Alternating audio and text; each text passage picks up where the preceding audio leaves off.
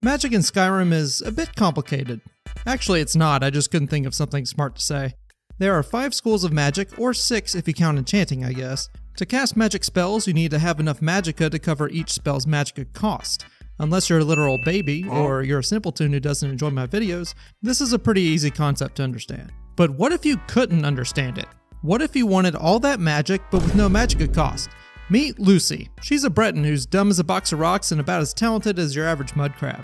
Lucy can't do anything right. She can't cast spells, she can't swing a sword, she can barely swing her own fists.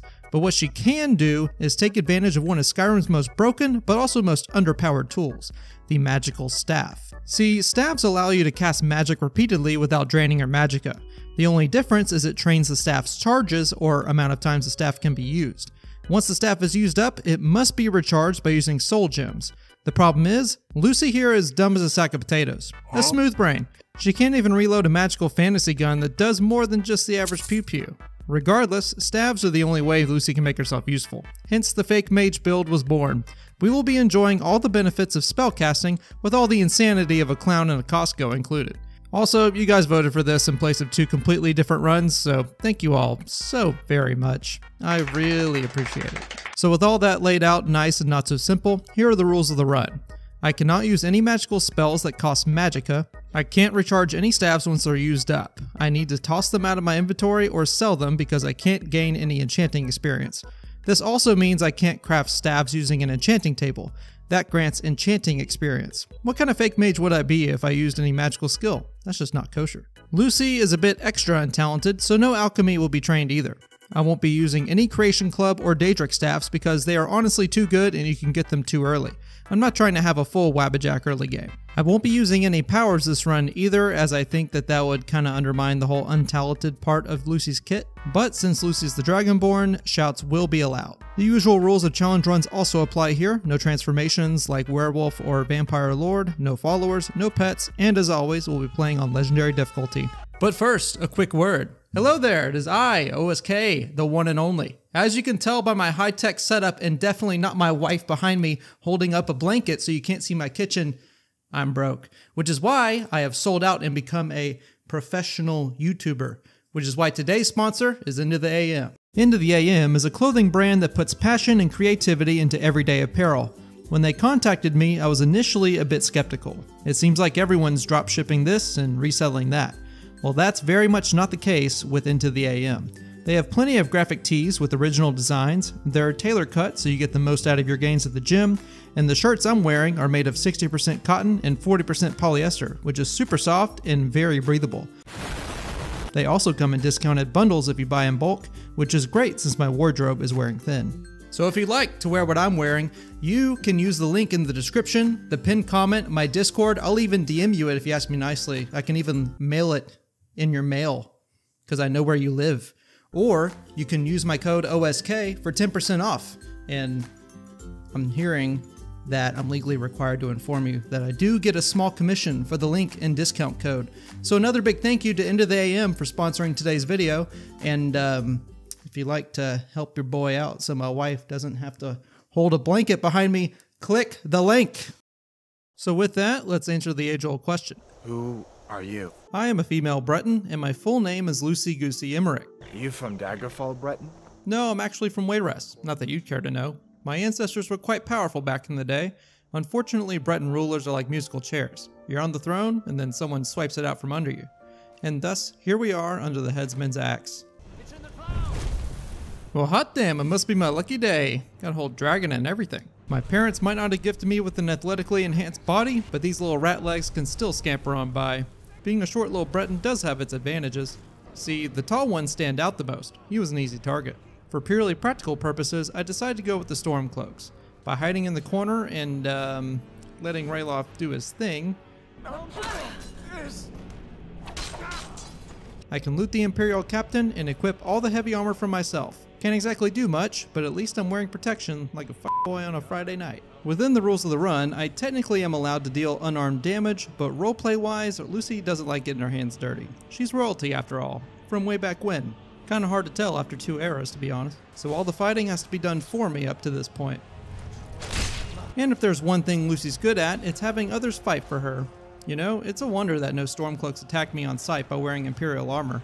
I know from a gameplay perspective, Todd wanted the tutorial section to be easy, but they're giving Stormcloaks some expert level friendly fire discipline that is just hard to believe in a medieval fantasy setting. Well, at least I'm out of the cave now. To start the run, I'll be taking the Warrior Stone for 20% increased experience gain for warrior skills. Lucy has been trained from a young age to get used to working with her hands. She's not the brightest of the bunch, so she has 0 magical skill, but at least she knows how to wear armor and wield a shield, which will be relevant later. Ironically, the only magical talent she does possess is her innate 25% resistance to magic attacks as per her Breton bloodline. It was as big as the mountain and black as night. Well, that's a weird conversation to walk in on. It'll kill us all and then you'll believe me. That's reassuring. As per usual, we have to ruin Sven's dreams of ever finding a lady friend. What are you talking about? What's in the letter? Oh my.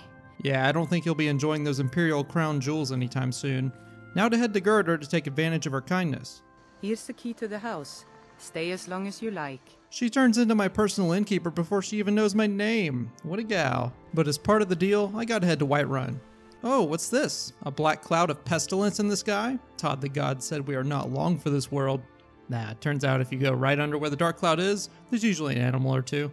I guess it's something to do with the game's draw distance and how that affects the spawns. Not too sure, to be honest. But what I am sure about is passing the speech check at the Whiterun gate. Fine. For starters, I immediately set the main quest in motion to start down the path of getting into the College of Winterhold.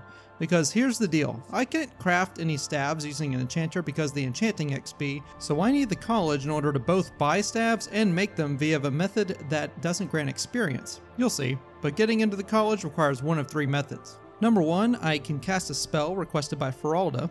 Number 2, I can sweet talk my way in. Or number 3, I can progress the main quest up to Elder Knowledge to shout my way in.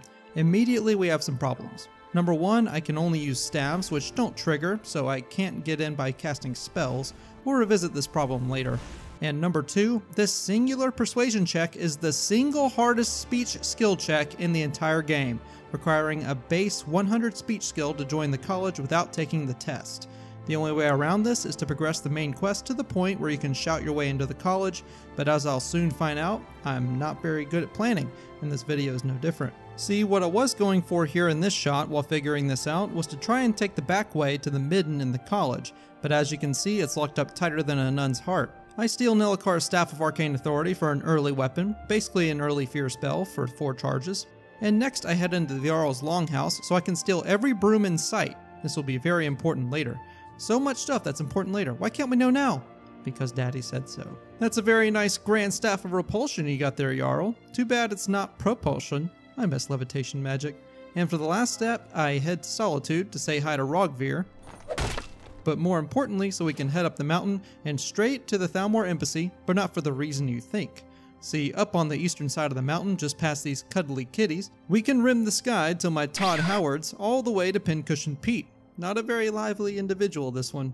But next to him on a tree is a very nice Staff of Fireballs, which will be a great boost for the early game. Now I can head to Riverwood and sneak around the bandits, or at least try to, straight into Bleak Falls Barrow. So with this build in particular, I gain next to nothing from actually fighting enemies, so naturally we're off to the races. This is my first run through Bleak Falls Barrow. As you may notice by me using the dagger so early, things are getting a bit off the rails already. Sure, it grants no experience, and running past the giant spider is all well and good, but things start to really fall apart as I pass through the Hall of Stories and learn my first word of power. Thankfully, I can use the Staff of Repulsion I stole earlier to keep the Draugr off my back. Now let's see how much damage I do. Yeah, not a lot for the investment. Anyway, I started blasting. So fireballs ordinarily deal a decent amount of damage, but in case you weren't convinced from the intro, we are indeed on legendary difficulty, so the damage is pitifully low, something I did not anticipate. I even burned through my scrolls of fireball, no pun intended. Eventually, I ran out of firepower and resorted to just putting down the Draugr using my fists with these brawler gloves I found in the boss chest. With the Staff of Repulsion in my left hand, I was able to stagger the Draugr Overlord and put the bony boy out with my fists, but something feels off. The fisting can only go so far. You should come too. Jesus, Irilith, there are children here! With every moment not spent with the staff in my hands, and with every swing of my spiky gloves, I begin to realize that this isn't what I wanted. This wasn't the run I wanted to make.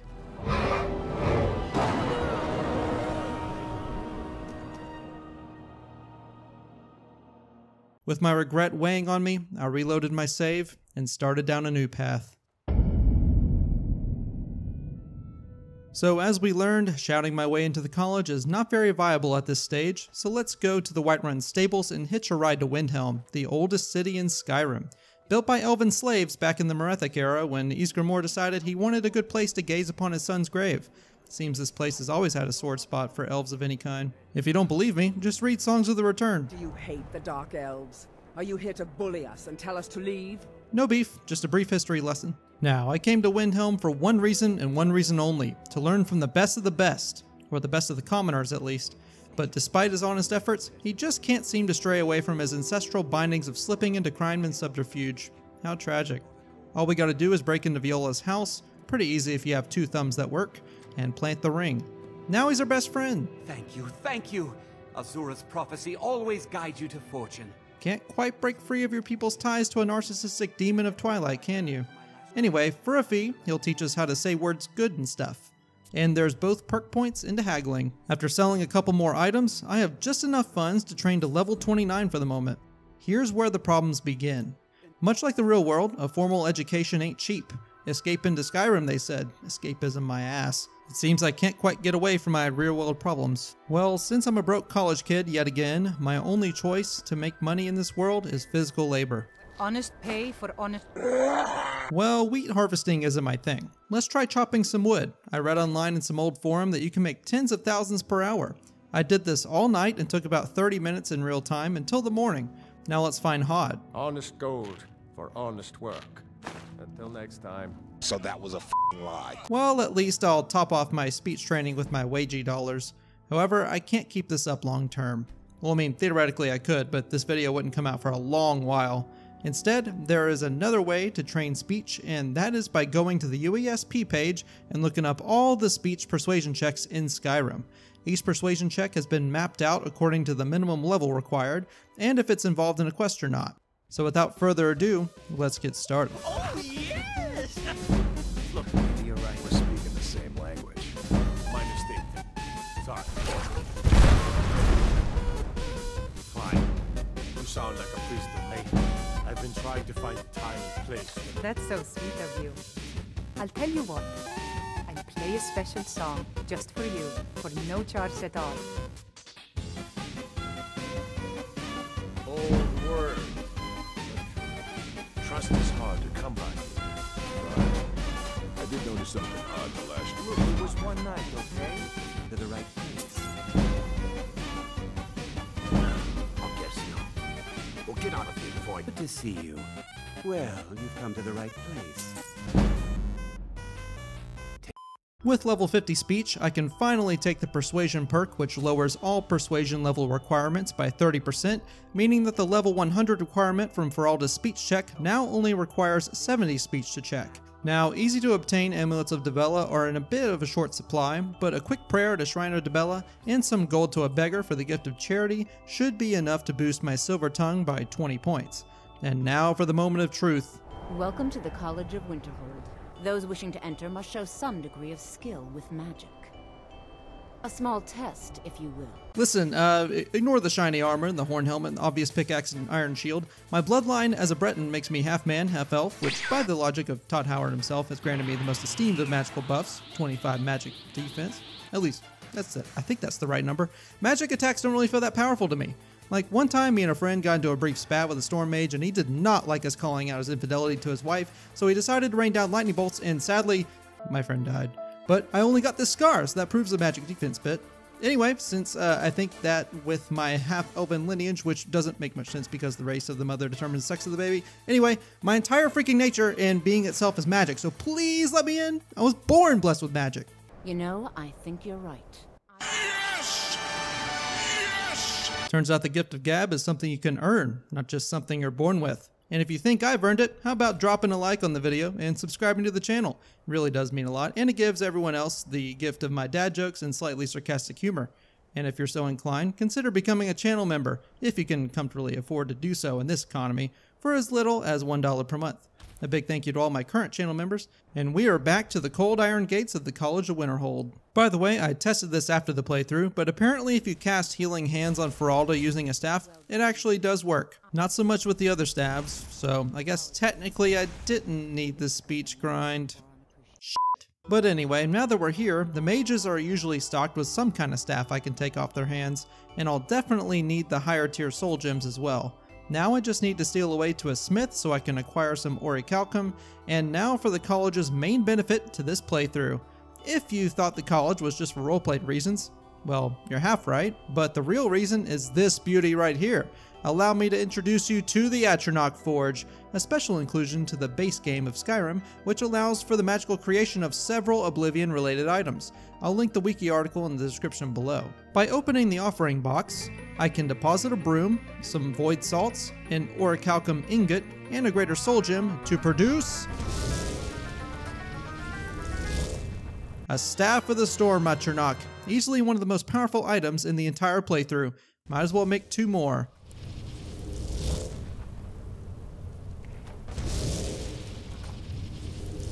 Let's see how the main quest goes this time. Say hello to my little friend. Let's go! So aside from just taking aggro, the Storm Atronach can melee enemies, cast lightning bolts from range, and has a lightning cloak effect that automatically damages nearby enemies as well. And he has a decent bit of health too. For the cost of a single staff charge, I get this baby for 60 whole seconds, and the bosses tend to not last that long at this point. Now that is a big motherfucker! The power of an expert conjuration spell for no magicka cost and with no conjuration experience.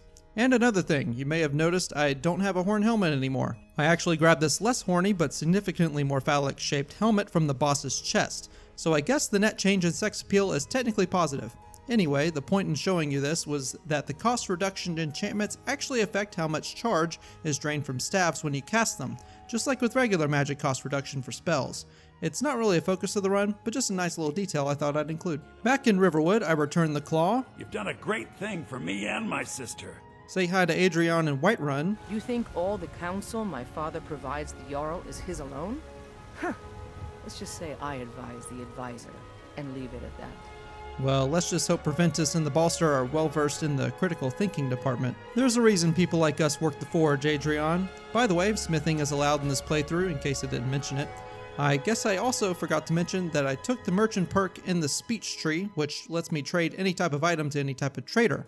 So I really hope Arcadia really likes that amethyst I just sold her. I returned the Dragonstone to Farengar back in Dragon's Reach. Farengar, you need to come You should come too. I get tired of the same old dialogue every time. Thankfully, Todd gave us the gift of skipping entire bits of dialogue by staggering characters by sprinting into them. They just skip to the next line in the script when a slight breeze hits them. But I think Balin here has a target on my back now. I want you to go with Irileth and help her fight this dragon. Finally, time for some revenge. Stormy boy, I choose you! And I mean, just look at him go. Mjolnir is flying around quite a bit. I should probably get Sparky up here to cover the skies while the soldiers take the melee approach. Ah, look at how beautiful this setup is. Truly inspired. No need to congratulate me or anything. Just doing what I do. Beautiful. Finally grounded him. Bro, just look at this absolute unit of a minion. Just go at it. Best freaking trade deal ever made. The situation does get a little heated, but Sparky is looking to finish the job. I'm gonna ship that shit. Yes! I can't believe it.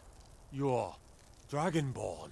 Yes, just like Talos of Edmora, who's really Hjalti Earlybeard, along with Ysmir Wolfhearth, and Zern Arctis, and this weird oversoul situation. It's complicated. I've heard it all before, you generic Whiterun guard. Ooh, a message from the Greybeards? Oh, Godhead above. I think they inducted a new disciple or something. Not what I'd call wholesome family activity. The Greybeards. Yeah, pretty gross, am I right? For this next section, I'm gonna need some new armor, so I grind my way to level 30 smithing, craft some dwarven plate armor, and equip some smithing bracers I found somewhere. I don't remember where, but they're there. Now for some improvements on the workbench. It's time to head up the 500 or so steps to High Hrothgar. The trip up is about as easy as Sunday morning, just watching Sparky Boy kicking names and taking ass. Oh my god, Sparky, that's not what I meant! Jesus Christ. So initially, I thought the Frost Troll would be a bit of a challenge, and ordinarily I'd be correct, But then I remembered what Sparky did to that poor wolf's buns, and the rest was history. Shield bashing is allowed, by the way. Don't at me. It's a fake mage run, not a staff-only run. Finally, the Hrothgar of High. Sober up, boys. Approach Master Bori and he will gift you his knowledge of wood. Okay. Don't look so uncomfortable, Bori. I'm just doing what your boy asked of me. Ooh, that looked like it hurt. I'm gonna turn mine down a notch. I'd heard the stories of the abilities of Dragonborn, but to see it for myself... Let's be honest here, it is some kind of divine joke that the world's most useless Breton is the one that gets Dragonborn powers. It's like Akatosh is making sure that I'm not too powerful, you know? When Lord Mirak appears, all shall bear witness. None shall stand to oppose him. It's almost like his first Dragonborn went a little off the rails or something. Yes, dude, let's just attack the Dragonborn in broad daylight in front of all the town guard in one of the most heavily guarded cities in Skyrim. Just watch your buttholes. Sparky has been known to get busy down there. I head into Ustengrav and let Sparky go crazy on the populace. Bro, we just killed him with a hip thrust. He's a freak, dude. I think he just, how to keep this family friendly. I can't do it. Let's just say he's running through these enemies like I'm running through this dungeon. Hard and fast. Oh, great. One attic room, please. Attic room, eh? Well, we don't have an attic room. I've been bamboozled. We've been speckledorfed. Follow me. No, you tricked me, asshole. I ain't following you anywhere. I'm gonna go visit the boys instead. Well done. You have now passed all the trials. Ooh, did they plant Delphine as a trap for my thirst for middle-aged women? What the fuck? I then returned the Horn of Jurgen Windcaller to Ustengrav to grab my free dragon soul, and it was at this point that I decided it was time to go ahead and gain some levels. I let Sparky have his way with the local bandits. Oh my lord, Sparky, at least leave them with some dignity. I visit the ruins of Mazincheleft and loot up the local automatons so I can make some dwarven metal ingots and use some cash to smith my way to level 45 smithing and level 12 total level. Now that I've reached the required level, I need some extra defenses to make sure that I'm good to go. Sparky will enjoy the company of the locals, I'm sure. He just reels them right in, can't help himself. But with the Lord Stone, I get an extra 50 armor rating and 25% magic resistance, bringing the total to 60% already. I happen to grab some jewelry with magic resistance as well. Now to visit the face of that one Reddit page. This will create a fine view. Breathe deep, mortal. Ah yes, what would this sub be without someone posting some sick, twisted interpretation of the musings of Michael Kirkbride under the influence of some cacophony of callous concoctions? A lot of people look down on Periite, considering him to be one of the weaker Daedric princes. However, what they don't realize is that everyone's health and well-being pretty much hinges on whether or not he feels like causing one of the many plagues and pandemics he has throughout history. I mean, we all saw how people reacted to COVID in 2020. Now imagine that, but 10 times more deadly. Or however deadly Periite feels like making it. Hopefully not too deadly, still need mortals around to worship him and stuff. Plus I'm sure the other princes wouldn't put up with that. Basically, Periite needs me to go clear out a dwarven ruin whose resident's entire personality is to spread Periite's influence out of every orifice.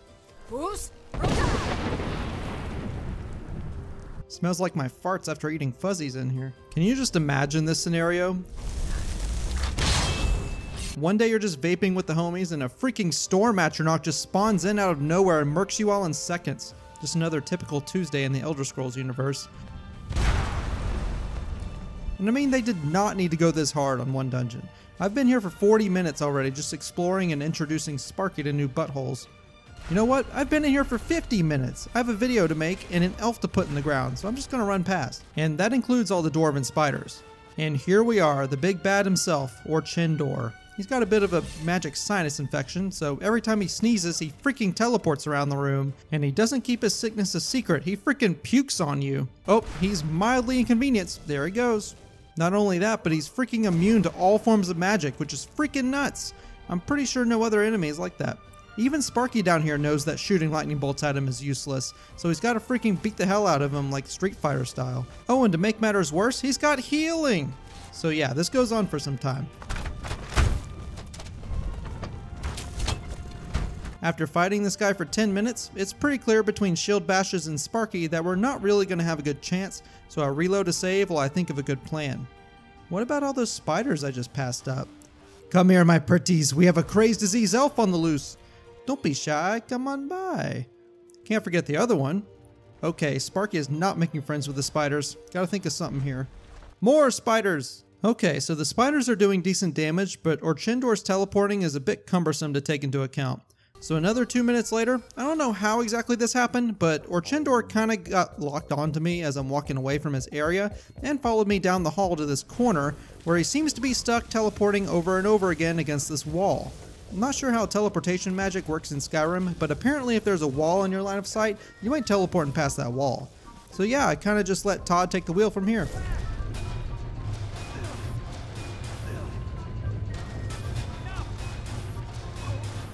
Couldn't even out-heal the spiders. How tragic. We'll just let Sparky take out the trash. That ought to do it. And don't worry, I let Sparky have some more fun after this too.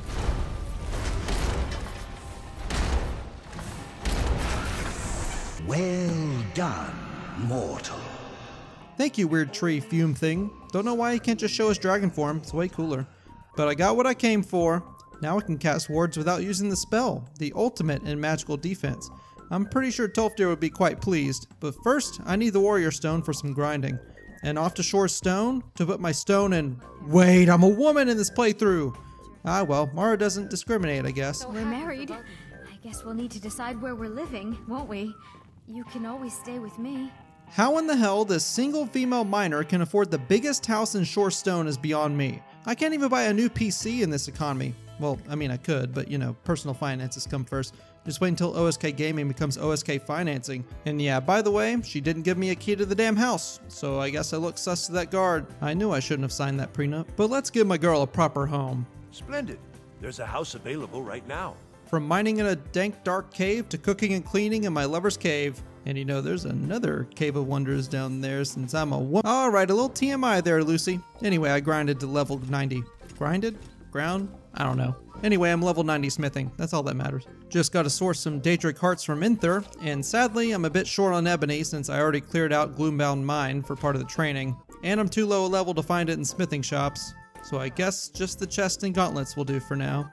Now, during the speech montage earlier, I settled the dispute at Karthwasten to become bloodkin to the orc strongholds, so I can roll up to Dushnik Jarl and speak to the forge wife Geralt, who coincidentally is also the only heavy armor trainer who is not bound to a quest line. 2 cycles of training through just about, and an extra perk to boot. Now for some extra staves to prep, and to get Tolfdir's opinion on my lesser ward. Excellent work. Now then, remember what I said about being too low level to find ebony in smithing shops? Sometimes you can get lucky with general stores. How a random general store in bumf nowhere has ebony and the smiths in Skyrim don't? I have no idea. Quick little inventory of my items up to this point. Got some magic resist jewelry in there, so we're hitting north of 70% magic resist already, which is just enough to take on Sarthal. Shall we step inside?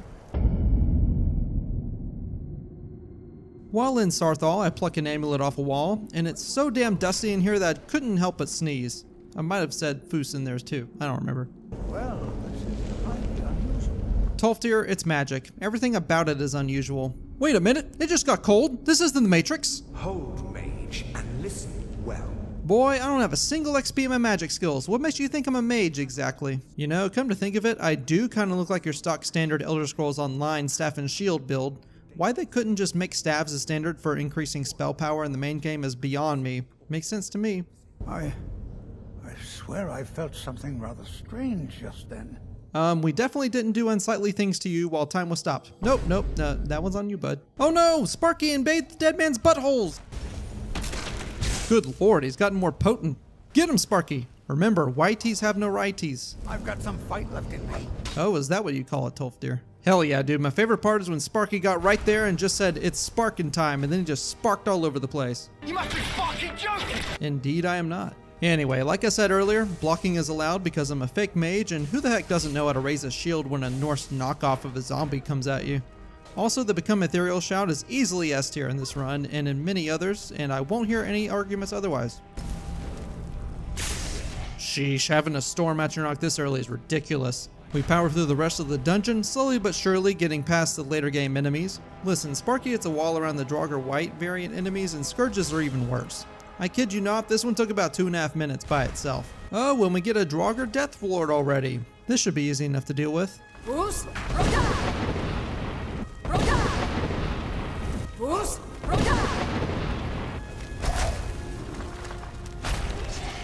4 minutes down the hatch. I'm definitely going to need to upgrade my shield bashing eventually. Honestly though, look at that damage. Daedric is basically a white with a funny hat. Alright, I think Sparky has this one. What did I tell you? Whiteys have no righties.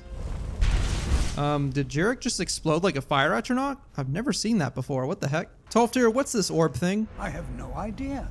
Well, he's a big help. Savos leads me to speak to Urog about some book. If you want them, you'll have to talk to Orthorn. So now I have to go help this high elven dimwit, usually an oxymoron. Oh, is there a fight going on? Sparky will handle it. I honestly kind of love this build in some ways. Lets me be an unhinged loot goblin. Oh, you've saved me. Thank you so much. Who knows what they'd have done to me if you hadn't come along? Well, the day ain't over yet. Damn, through the door, too. Oops, Orthorn's getting low. Can't say I'm surprised. We got 4 mages, huh? Let's get Sparky in here.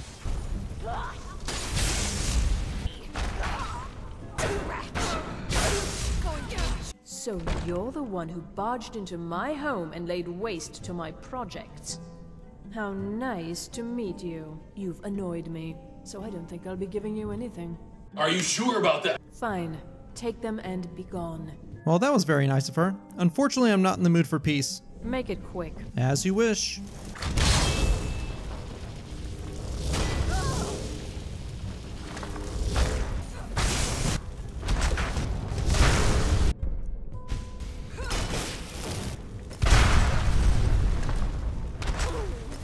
Easy enough.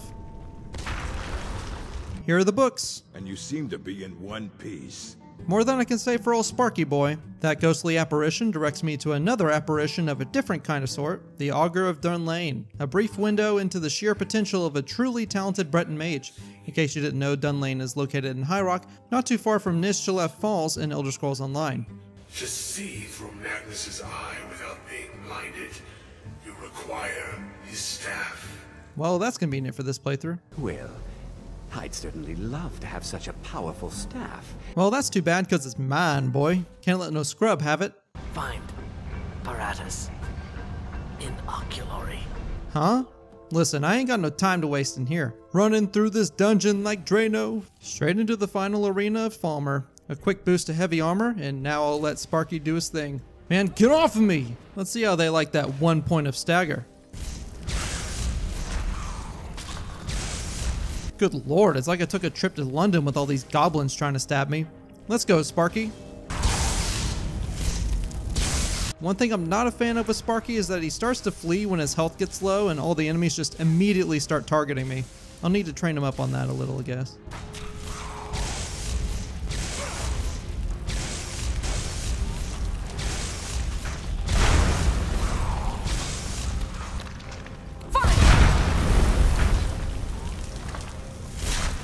That's the big one down.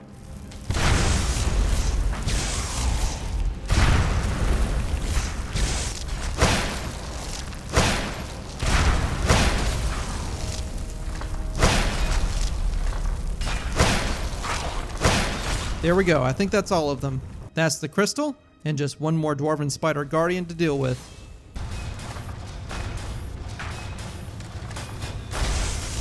I freaking love Storm Atronachs, man. Let me get the door. What the? What are you doing here?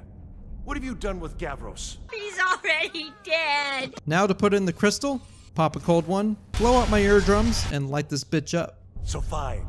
Trudge off to Labyrinthian in search of your staff. Don't gotta tell me twice, but Jiminy Cricket's got other ideas. It is imperative that you return to your college at once. But first I grind and read my way to 100 smithing and upgrade my chestplate to legendary. Can't be lacking on the physical defenses. Now let's bust in and grab a high elf by the ears. Get over here, big boy. Whoa, hey, hey, hey! Are you all right? Can you walk? No, Mirabelle, I'm f***ing crippled for life. What does it look like? And unfortunately, Savos' life is crippled. Something's happened to Winterhold.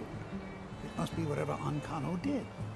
You need to get out there and make sure it's safe. Let me tell you, this part was not fun in the slightest. I'll spare you the details and say to just imagine climbing a hill. On your hands. Backwards. And doing it for a solid 20 minutes.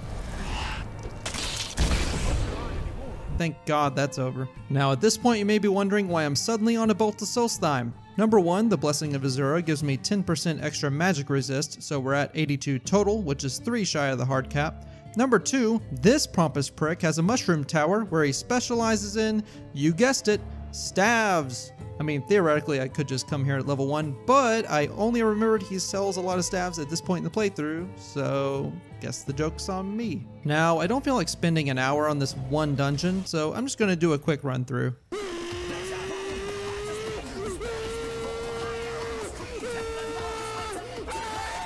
Alright, here we are at the final boss, Mordecai, a mysterious dragon priest who somehow has the Staff of Magnus despite being sealed off by 2 spectral mages. Now, the Staff of Magnus drains magicka and then health, but it must be kept up in a steady stream. I guess this lets us think outside the box. Kinda like Mordecai over here. Let's take care of that now. So because Mordecai's a dragon priest, he doesn't have any physical attacks that can affect me, so that's covered. However, he is very susceptible to staggers, and since he uses a Stormcloak, Stormcloak, he can't actually damage Sparky very well. So as long as we can keep him contained, Sparky can land his powerful melee attacks while I power bash him to keep him occupied and unable to cast the Staff of Magnus. And even better, Sparky has a lightning cloak of his own which drains magicka and should keep Mordecai's spellcasting suppressed. But dang, Mordecai's got wheels. And he's going for the door outside the arena. Just gotta maneuver my way around him. He tends to go the opposite direction of me. Come on, let's shove you back in there. There we go. Yes, keep moving in that direction. Attaboy. Okay, he's against a wall here. This is perfect. Let's get Sparky out. Now, this fight went on for about 12 minutes in total from start to finish, so thank you guys for voting for a build that deals about the same damage as a soaking wet loaf of bread. But eventually, between the stuns and Sparky's fists of stone, we're able to break him down at long last. There's the staff. I had no choice. It was the only way to make sure that monster never escaped. Not even a mage and I took him out. Really tells you something about magic in Skyrim. So. Didn't ask. Plus L. Plus ratio. Sparky, I get first dibs this time. Let's see if Ancano's ready for seconds. Gods, you'd better have something good up your sleeve. How are you even in there? You know what? Don't tell me. It's Todd's world. He does what he wants. I am beyond your pathetic attempts at magic. You cannot touch me.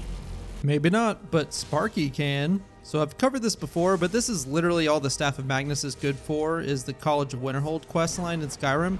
Plus I can't recharge it because of the restrictions, so once it's gone, it's gone. So I'm just going to use all the other stuff for this fight. The Staff of Uric Galderson isn't that bad.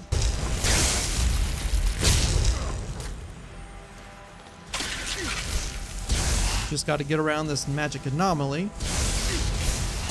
There we go, just blasting him. Okay, let's just put him on the ground. Ah, out of charge. Big damage.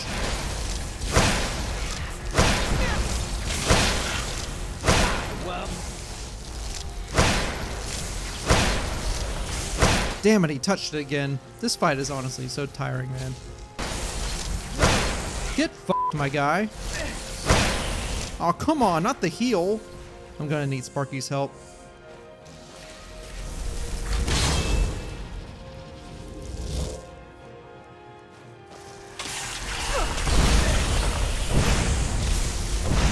Get back on the ground, boy.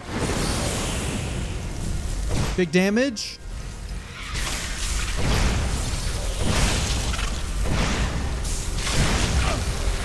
Big staggers. Finally, he's down. Ugh, starting to think this would take a lot longer. You're telling me I still have these guys to deal with? Seriously? Nah, Sparky, we're not done yet.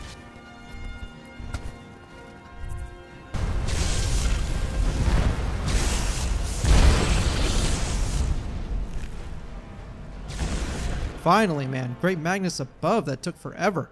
I knew you could do it. Cool, so what now? I don't know. What do you know, old man? We knew you would succeed. Oh, finally, someone who does know something. You now have the opportunity to maintain your college and carry on with your lives. You have our gratitude, Archmage. What the fuck? Excuse me, you have some explaining to do. Oh, and they're gone. Of course they're gone. I'm just Archmage now. Whoop-de-freaking-do. I mean, look at this. I have 0 experience in any school of magic. What the hell is even that? So after doing some post-edit research, I found that apparently fortified destruction potions can affect dragon shouts, so I suppose Unrelenting Force granted just a bit of destruction XP for some reason? That's a theory, I'm not sure. Definitely a bug, so doesn't count, obviously. There's no one more deserving to be Archmage, in my opinion.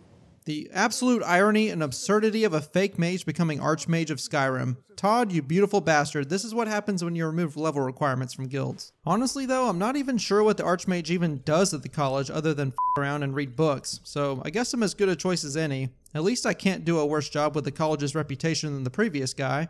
Or maybe I can if they figure out I don't have any magical talent. Oh well, on to the next thing.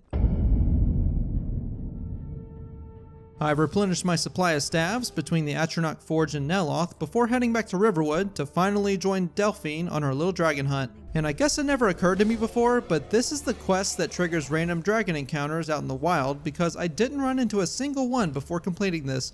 Alduin straight up waited on your girl to perfect her smithing technique and become the fake Archmage of Winterhold. What a pal. Now, dragon fights, funnily enough, are one of the easier challenges at this point in the playthrough. I'm not too high level that the scaling gets out of control, but I have enough perks and bonuses to where they can't actually hurt me. And my boy Sparky over here can suppress dragon breath because lightning damage drains magicka, and strangely enough, dragons need a little magicka to do their shouts due to Todd being a god of coding, so there's that. As soon as I damage him enough, Salaknir is basically a sitting duck.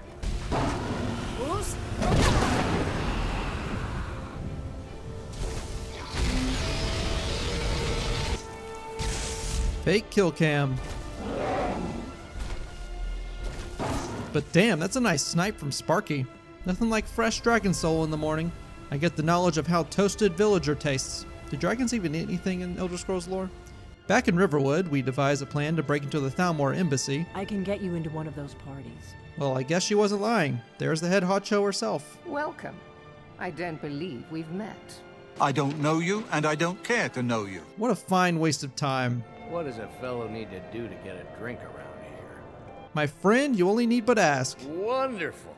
I can begin to repay your generosity immediately. Oh, well that's taking a turn. Let's sneak out of here, Melbourne. Oh, perfect. I'm nothing without my gear. Now I'm really feeling like an ESO character. Hey, more brooms for more stabs. Don't mind if I do. Beautiful work, Sparky. Big dog, that is not intelligent enemy design. You're getting jumped.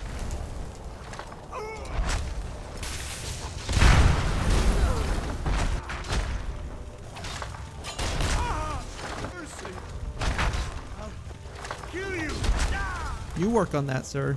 There's the dossier. Get him, Malborn. Hey, what's up, homie? I got this book on Esbern and, Esbern? He's alive? Yeah, it turns out he's in this place called the Ratway. Go away! Alduin has returned, just like the prophecy said. Not as senile and crazy as y'all thought he was, it turns out. And he still kicks Thalmor ass with the best of them.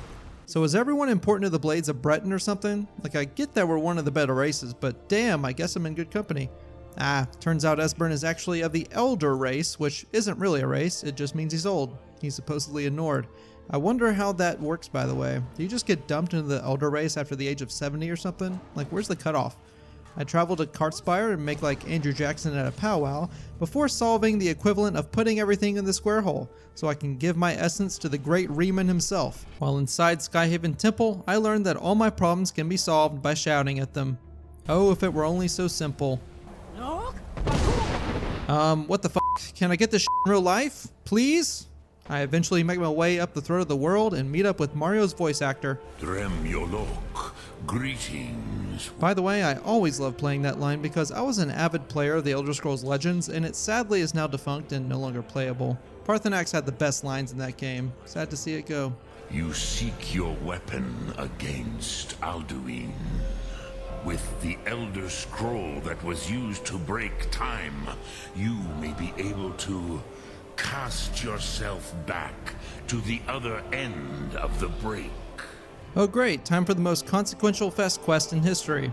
I also grab an important buff. That is fine. Oh wow, not as good as I remember it. Oh well, off to see a demented madman. Basically the old man Jenkins of Skyrim. Hi there, young people. A nice day today. 2 things I have for you. 2 shapes. One edged, one round. You know, being a female character and all, these 2 descriptions have a way different connotation to them. Anyway, I did miss inch left off camera earlier, so I just run through it again. See, those are the chess pieces I left behind up there. Down the hatch. Insert funny joke about Michael Kirkbride being as high as Perryite here. I thought about skipping the dragon fight down here when my brain hatched an idea. Yes, that's it. Come follow me. Might as well make my heavy armor weigh nothing while I'm at it. Not too shabby on the armor there. Might as well pull up a seat with this angle.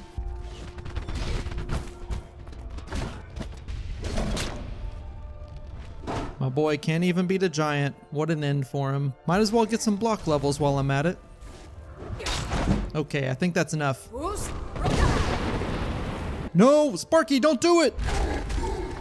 Oh my god, you animal! Edge into the slot, hit the button a lot, and there she blows! Point into Deadly Bash for 5 times more damage on bashing, and let's learn some naughty words. Oh my god. So just so we're square here, Feldir sent the literal end of everything, Alduin, forward in time knowing that it would not kill him. He truly thought that Alduin would be lost within the currents of time forever, and wouldn't eventually try to fulfill his role, thus leaving himself, all of Tamriel, and all of the souls in Aetherius subject to being devoured by Alduin eventually. He never saved himself and left the living and unliving world in danger. Not something I would be proud of, personally. So with the combined might of myself, Parthenax, and Sparky Boy over here, we can make easy work of Alduin. In order to ensure this, I have come up with the following strategy. Sparky will take point and take the brunt of all the attacks because, well, duh. Meanwhile, I will keep my impenetrable shield up and use only the first word of Dragonrend because it will still keep Alduin down on the ground and will recharge faster than all 3 words. It's essentially a more frequent stagger paired with the normal effect of Dragonrend. In between all this, I will use my now super-powered bashing techniques to keep Alduin in a semi-constant state of stunlock. If you've ever played modern-day League of Legends, it's kind of like that. Stuns for days. So between all that and Sparky smacking him right in the nose, Alduin has nowhere to go.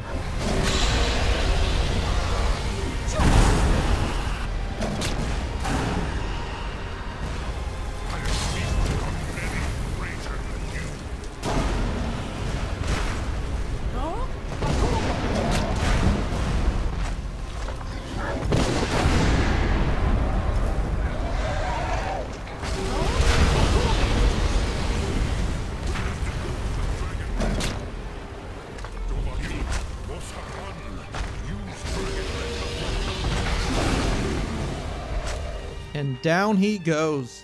As you can see, the mage persona is merely a ploy to hide my absolute unit of a left arm. That's enough talking, Alduin. Next, I conduct a peace council at High Hrothgar and kick the Thalmor out because f*** the Thalmor, so the Balster will help us capture Odahviing and Dragon's Reach. You have the Thuum of a Dova, but without the wings of one, you will never set foot in Skuldafn. Well, without letting the conversation drag on, I reach an agreement and set the captive free with the hope that he won't try to throw me off his back. If only there wasn't some kind of arbitrary law from Cyrodiil that made it illegal to literally fly, we could have reached this place on our own. If only Todd Howard himself didn't... What in the fuck was that? It caught me off guard. I honestly forgot I left that in. No time to waste on dead guys like you. I have some different dead guys to consult. Well met, Mage of Skyrim.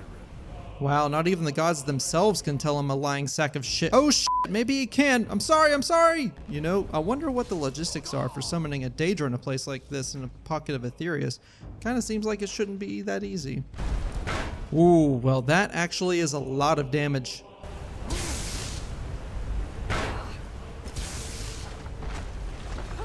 Alright, well missing power bashes won't really help me here. Yeah, that doesn't mean I'm gonna stand and trade with you, dude.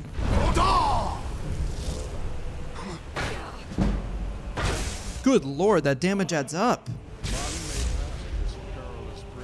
Sheesh, did Todd himself grant you that mantra? Oh, thanks Stendar, we're done with that.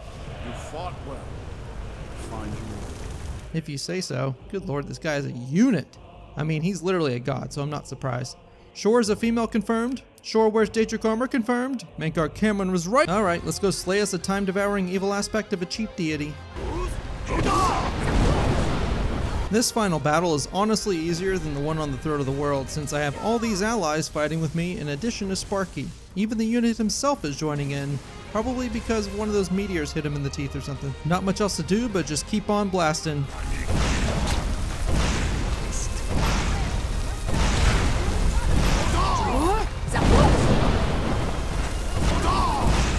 There we go, nice and grounded.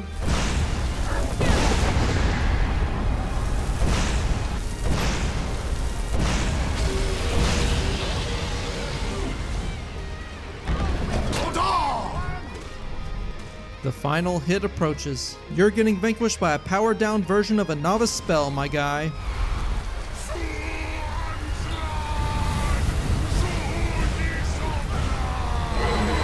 Yeah, look at him go.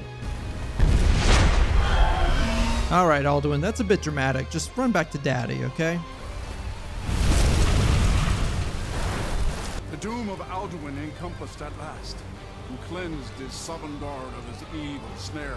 So like, since Alduin was over in Sovngarde devouring the souls over here, did anything happen to any of the other afterlife pocket realms, or are Nords in particular just out of luck? I'm inclined to think the latter. Poor Nords. No, not the Sovngarde deportation shout! Ow.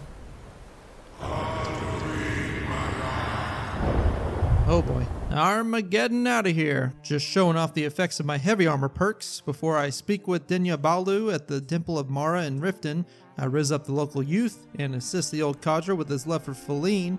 It's too bad Markarth has changed hands because she's down here in the Blue Palace basement in Solitude. I have to see her. Please excuse me. Casalmo, are you really gonna run all the way to Solitude? My guy is really doing this. Yep, my boy really did leg it all the way out here. What a Chad, damn. I guess he's just gonna hang out in the basement with her. And last is to help the ghosts float off into the sunset. Literally, if you know the cosmology. You know, since the sun leads to Aetherius. Anyway, I got the Agent of Mara from the quests, so that's an additional 15% magic resist. I'm officially at the cap of 85%. Now I can head off to Dayspring Canyon and help out Daddy in his shed. I need someone out in the field taking the fight to the damn vampires.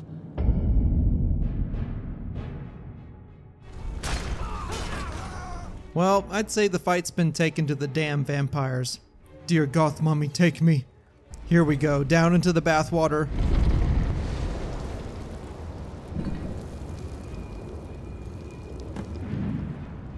And an Elder Scroll 2? Oh, we got gargoyles. We no longer have gargoyles. Man, stronger enemies are just damage sponges at this point, aren't they?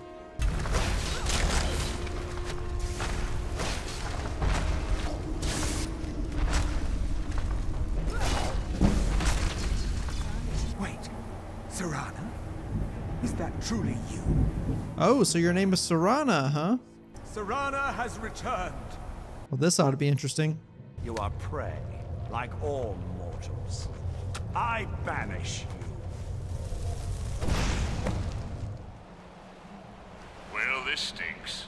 Oh look, and they sent the welcoming party. Interesting sub-detail / subplot here. The higher, more sophisticated vampires like the Volkihar actually consider normal, lesser vampires like animals that give their higher, more civilized selves a bad reputation. Not that they're any less evil, just that they're more mindless and are lesser in general. Hey bro, they got an Elder Scroll. By the divines. Might as well get a perk while I'm here. So I gotta go fetch some early recruits for Isran so we can bolster our ranks. Gunmar here is first on the list, and he's after some man-eating bear in this cave. I think we found the bear, but Todd has other ideas. At least I can still bash him with my shield somehow. I don't even know anymore, man. Next is Serene Gerard, who is infinitely easier to convince. Alright, time to turn him in.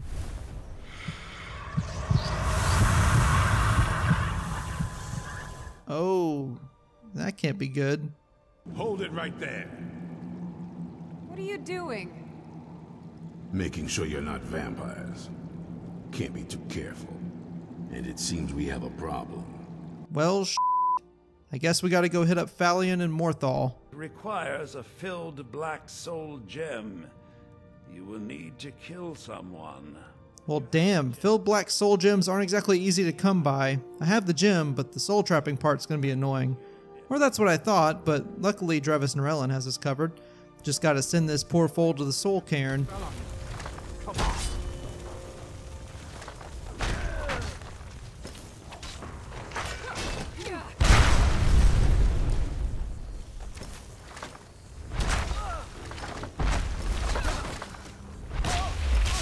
Easy enough. Not like this. Sit down. Now then. Very well. Meet me at the summoning circle in the marsh at dawn. We shall banish the creature you have become. You know, it really does make me wonder where the line is as far as being a human with agency versus a creature, as he calls it. Both him and Isran consider vampires in general to be nothing more than blood-sucking fiends, and given Phalion's experience with Daedric realms and the fact that he's the only one in the game that can cure vampirism, it really does make you wonder if he's right to call vampires creatures. Yeah, sure, you do have constant urges to suck the blood of mortals, you become immortal yourself, and if you're slain, you go to Molag's ballsack in Cold Harbor. But are you any less human? I guess in this guy's eyes, you are. Well, anyway, I'm cured now, so not gonna worry too much. Speaking of vampires, though. I'm guessing you figured this part out already, but my father's not exactly a good person, even by vampire standards. Yeah, considering he looks like the literal spawn of Satan, I'd say so. She tells me we need to go find a moth priest to go read the scroll, and I mean, other than the fact that I've already successfully done so, I know exactly where to find one. A hop, skip, and a jump later, I free Dexian, proceed to beat his ass, then dare him to not read the Elder Scroll. I think the evil-looking helmet probably helped. So we need to go find the final Elder Scroll and determine that the way to get there is probably from within Castle Volkihar. I think that's our way in. So after unlocking the moon dial in the garden and dealing with the denizens inside, we unlock the door to the gamer pad by using the blood of a goth girl and head inside. As I approach the keepers, I quickly start to learn that Sparky really only has about 6 good hits in him before he absolutely gets murked by these guys. Good thing these staves have a lot of charges, and I have a lot of tricks up my sleeve, and by that I mean I can just bash them repeatedly. Eventually I whittle him down enough to where he just contemplates his existence long enough for us to deal the killing blow. The next keeper goes down in pretty much the same way.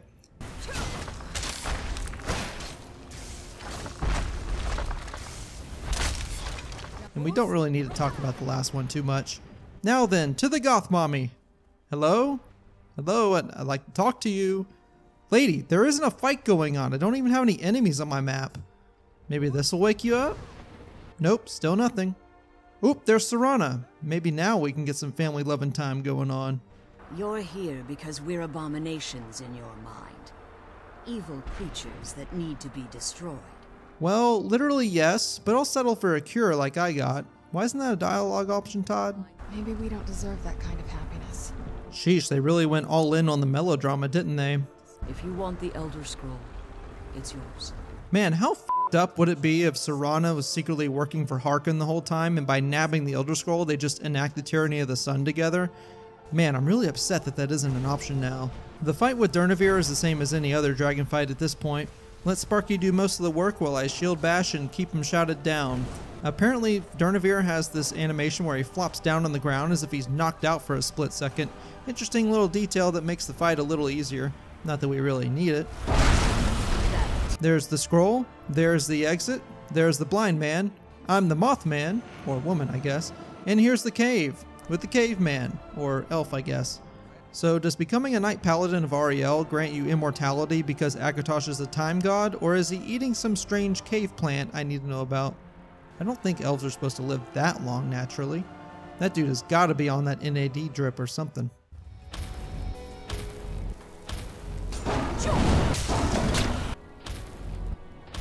Nothing like a little speed run through the sanctum to see our boy crash out. Ooh, he's going for the rage quit. Damn, never underestimate the anger of a gamer. You want to take revenge on a god? Sorry, my guy, this isn't a JRPG. Bethesda Game Studios is based firmly in North America, my guy. No god killing here. No way, my guy just pops in like that. Like, what the hell even is this magic? My guy is on a quest to help the goblin race of Skyrim unlearn their centuries of Dwemer enslavement and the generational hatred and feral tendencies that they have evolved with over the millennia. Good fucking luck with that, dude. Not as shiny as I was expecting. Nothing gets past you, Serana. So I'm not going to pretend I'm an archer in this playthrough, but the bashing capability should be useful here. I'll give you a single chance to turn over the bow to me. Let's start the fight with Sparky and get to work on this shield bashing. I also switch my primary shout over to Fire Breath, which has a stagger built in conveniently enough. Swap over to a fire-based staff, and here we go. Okay, that's doing next to nothing. As much as I love Serana as a character, she is really a liability in this fight. Harkin usually will cast his Blood Drain spell, which restores his own health on the closest target. If I can get Spellbreaker up in time, the ward will block the spell even if it breaks, and it will also block the Drain over time spell he constantly has up. If I'm not careful, he'll just heal to full like he does here. So really I need to go hard when he's in his melee form because he can't absorb health like he can when he's flying, and he doesn't move around as fast. For right now, I can just brute force my way through with the Staff of Fireballs and some help from Sparky. Fire works well here because Harkin has a 50% weakness to fire. So that's phase 1 done, and all I need to do is bash with Ariel's bow for the transition. It is around this point in phase 2, after clearing all the minions, that I realize I didn't bring enough destruction staffs to last through this fight.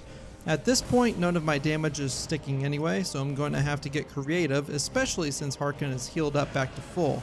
I kid you not, this was Harkin's health 4 minutes later, and this is 4.5 minutes after that, and this is 9 minutes later, and this is 2 minutes later. It's just too much. I think it's time to call it quits and reload a save. Mission failed. We'll get them next time. But then I realized something. A big part of why I was losing was because I was moving super slowly when my shield is raised. If I flick my shield up, the ward will stay for just a brief moment and will stay when I raise my shield again. This was game changing. Using this technique, I can sort of shield dash my way to Harkin while completely blocking his drain spell in time for me to shield bash him before he has time to react. And I can just keep my ward up even if I get staggered and it won't drain any stamina. So when my stamina is refilled, I can power bash Harkin again for some massive damage, or at least massive for this playthrough.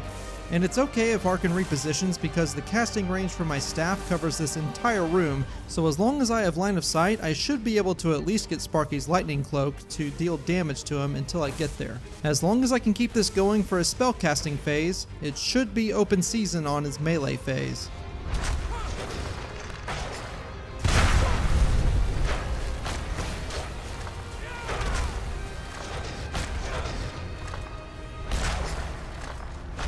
Yes, phase transition!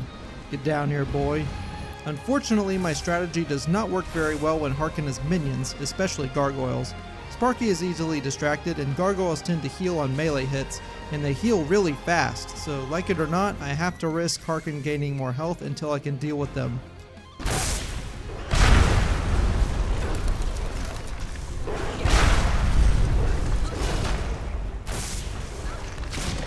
One down.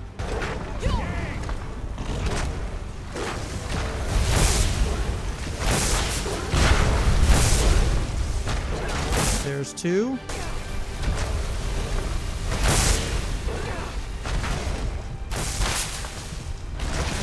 And finally 3.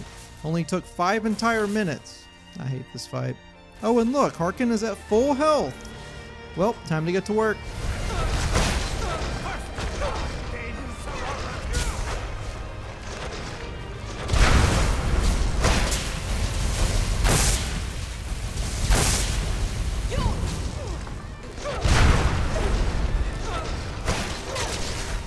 Here. 5 minutes later. Holy crap, phase 2 took freaking 11 minutes on his own. Jesus. Please stop it, bro. Just get down here. Skeletons are easy enough to deal with, to be honest. At least they don't take a freaking year to kill. Get your bones out of my face. I'm a lady. Yeah, how do you like the disarming perk I got earlier that I didn't show on camera, huh? Gonna claw me, little bitch? I'm sorry, the current state of this playthrough is just really making me forget my manners. And oh look, just look at him. He has full health. Of course he does.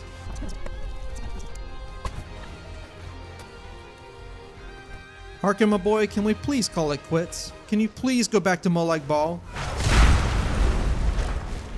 Oh, please let it be over.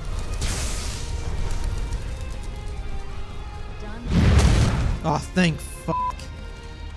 So, the beast is... Just stop talking, Isran. I didn't see you helping in here. Serana, you coming? You gonna talk to me?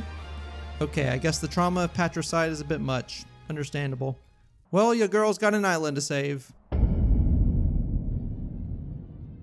So I come back to the island of mind control and tentacles, and this is the welcome I get? I was expecting more of a pleasant time, but you know, I do have a nice reverse harem going on here. I wonder if their worship of Daedra allows them to be bad. Oh, what am I saying? This is a purely orthodox Akatashian channel. This questline is going to be a breeze since I already started it to unlock Neloth as a staff trader. I run through the dungeon after meeting up with Freya, where it turns out none of the cultists can keep up with my stumpy little Breton legs. Brother, I literally have full Daedric armor. Those traps mean nothing to me. I do finally have to pause my speed run for a brief moment to learn my first word of dragon aspect and take on the gatekeeper properly.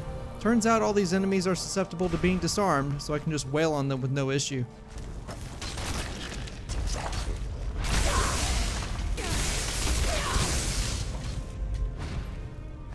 There's the key, deep into the bowels. Looks like we're having some indigestion among the Nordic ruins, I'd say. Run, run, run, run, run, run, run. Suck me in! What? Oh, Todd, you just had to leave in that extra 15% where I'm hard capped on magic resist just so this cutscene could make sense. You're lucky I didn't cheese full spell absorption this playthrough. By the way, in case you were wondering, the reason I didn't do any spell absorption is because of the fact that I use Atronachs a lot. Spell absorption can actually absorb conjuration spells since it's coded as a spell cost on yourself, so the game can mistakenly negate it. Magic resist works well enough anyway. After freeing Freya back into the frozen tundra, I encounter a nice departure from the typical fanfare. They said it, but they were wrong. The book. It's working! I'm flying! What? Oh! If only the Empire hadn't banned levitation. I head up the hill to Saring's Watch, drop in to ready the Ben will shout, and I'll just be on my way, so I can word up to the stones. This guy's not worth much, but he has a lot of health, so I can't exactly sleep on him. An interesting little technique I remember from one of my comments, thanks by the way, I love it when you guys share quality advice. You can use the first word of Clear Skies to stagger most enemies. Clear Skies is on a 5-second cooldown this way, and between that and my shield bashes, enemies have no chance to attack. As long as they're outside, that is. A small village plus Sparky plus stun locks equals 1 dead lurker.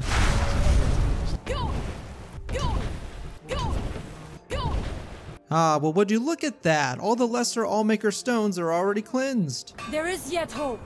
You have proven yourself an ally to the Skull, and so the Skull shall be allies to you. I hope you remember that in case I have to call in any favors later. He sends me back to Neloth, who, in addition to staves, also specializes in black books, it turns out. Dangerous knowledge is still knowledge and therefore useful. Usually turns out to be the most useful, in my experience. Pretty much laid out the cultural rationalizations of the Dunmer people in 2 sentences. Well done. But he tells me of a black book hidden away in Nachardak. I found their reading room in the ruins of Nachardak. The book is there. Well, let's go nab it then. The residents here aren't much to write home about, just a Reaver Lord and his lackeys. Yeah, I disarmed him with my power bash. Now he thinks he's Muhammad Ali or something. Well, this won't take too much longer.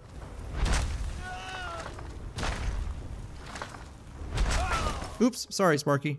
Nachardak do what it do. We have to power on the boiler so we can access the book by using these power cubes at their respective terminals. And we have these lovely contraptions to deal with too. Thankfully they're a little on the slower side, so I can just run right past them and snatch the cubes.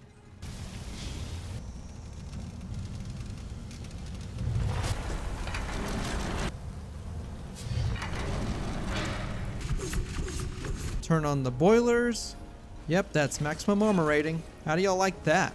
And there's the book now. Oh dear God, take me. So, another... Seeker after knowledge enters your realm, blah blah blah. Just get me to the good part, Mr. Mora. Yes, this is the part I was waiting for! The second word of power. That's not what I was talking about. Oh, come on. How come he gets to have all the fun? Oh, that does not look very fun. I take it back. You can have all the festivities to yourself. Well, here goes nothing. I swear, Todd, or you know what? This is Emil's fault at this point. Please give me something better than a 5th grade reading level in Elder Scrolls 6. So is that where all the higher level ideas go to die? I wonder if Kirkbride's in there somewhere. But now for the final battle.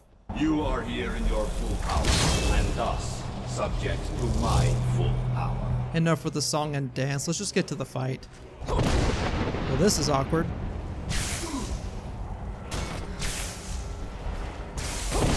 So somehow Apocrypha itself is considered outside according to Skyrim's coding. So Clear Skies actually works in here and can be used to stunlock Miraak. So yeah, I'd say this fight is pretty one note.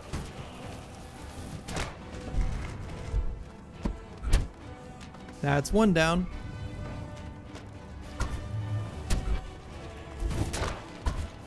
That's 2.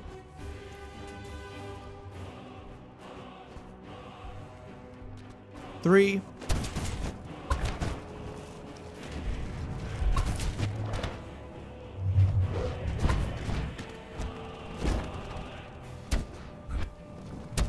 Oh brother, wherefore art thou, oh brother?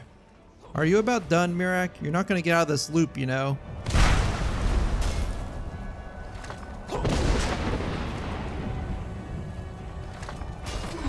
Thank you, I thought you'd never give up.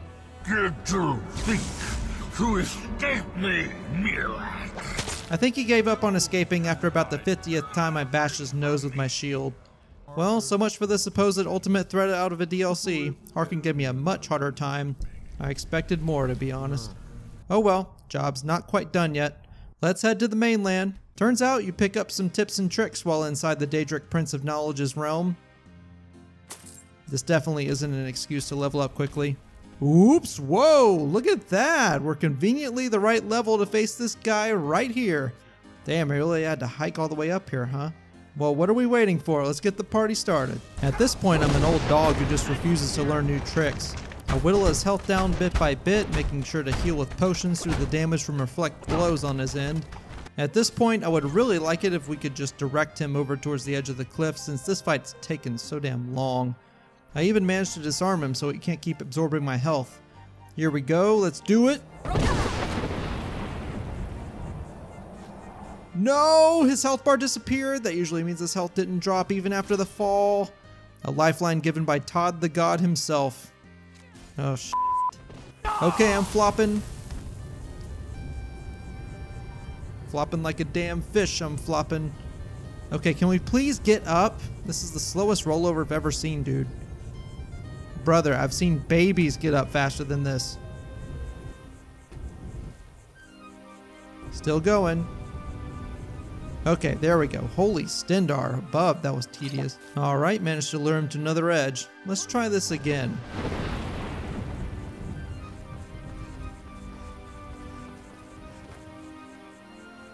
Yes, a much better landing this time around. Let's get in there, Sparky. He has healing too? Well, I would like to say I'm having fun, but this is 11 minutes later in the fight, and we're no closer to beating him. I'll have to play perfectly for this to work.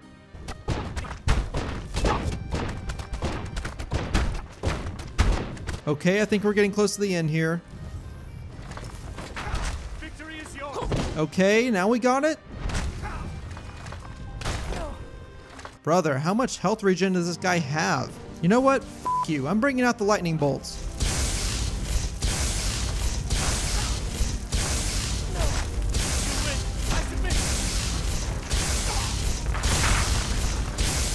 Bruh, you're telling me that lightning bolts can't keep up with the regen? I really have to get Sparky out here again? Good lord. 2 whole minutes later. Please f***ing work.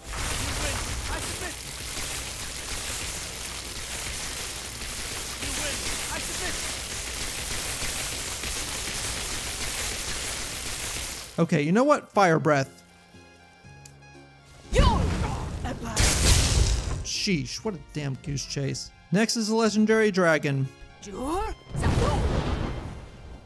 This fight is nothing new either. We're pretty much treating this the same as the Throat of the World fight, only no Parthenax this time around. As you can imagine, this fight takes f***ing forever. Only about 15 minutes of repeatedly bashing, joring, and sparking. One last enemy to defeat. Let's go visit our main man in a mushroom. I'm sure he won't have much room to complain. Okay, that's enough. Aside from crafting staves using an enchanter, Neloth is my best option at obtaining multiple staves of fireballs from his shop. I'm not even going to pretend I didn't cheese this market strategy. Unfortunately, it took me like 4 minutes just to find one staff of fireballs, and while I would like to spend all that time finding 20 staves organically, no. I'll hear no complaints from the peanut gallery today. You know, for as little damage as the individual fireballs do themselves, this really isn't terrible, you know? Karstag boasts a weakness to fire by 25%, and he's very resistant to all other forms of damage, so this definitely isn't the worst thing in the world. Oh boy, he's coming right at me! Ow. Well, at least the clear skies shout still works.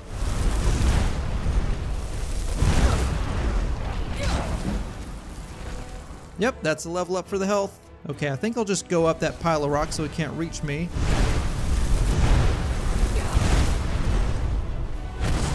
Okay, thanks for the blizzard there, buddy. Alright, here we are, nice little crow's nest. Now, as long as I can get my aim under control, we should be good to go. Nice, found myself a little rhythm here. As long as I have enough staves, I should be good to go. Hey there guys, Editing OSK here. I do have enough staves to spit roast this absolute unit of a frost giant, so this will be the end of the video. I'd just like to say thank you all for watching. Make sure you like and subscribe, ring the bell for new uploads, and please comment below what you'd like to see next. This build was voted on by loyal watchers of the channel, so I hope you all enjoyed their decision. I also have a Discord server where I tend to spoil ideas on future videos, and it's also where you can suggest music to put in future videos, future gameplay ideas, or if you just want to chat, the link's in the description. If you would also like to help support the channel monetarily and can comfortably afford to do so, consider becoming a channel member, which comes with a few perks and is as low as $1 per month. Seriously, you guys up there on screen now are the absolute best, you current channel members.